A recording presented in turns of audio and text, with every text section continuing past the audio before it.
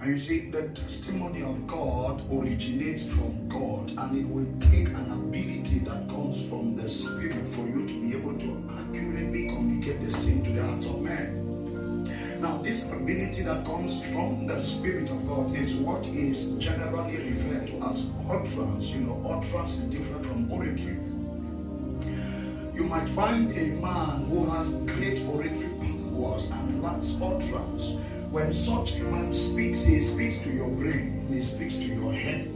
That's what I'm saying here.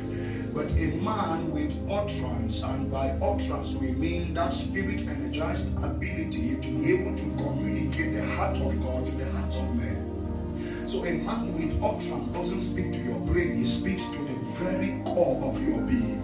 So you might leave the meeting not being able to recall everything that he said, but there will be something plastered in your heart that even for weeks it will keep re-echoing, it will keep resounding. Now, that which is plastered in your heart, that is the testimony of God.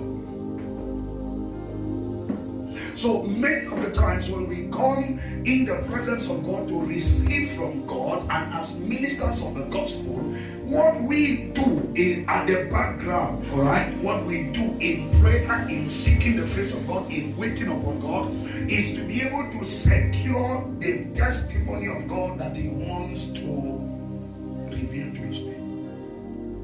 Now, when we secure that testimony of God, we now labor in the scriptures, right, to find scriptures that will aid us to be able to accurately communicate the same.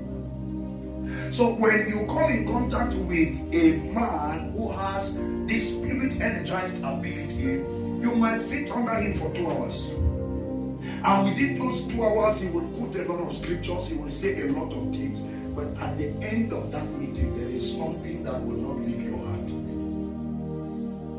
That thing that will not have the capacity to leave your heart is the testimony of God that is secured. And at the end of all of his long talk, the goal was so that he can affect or plague you with this testimony of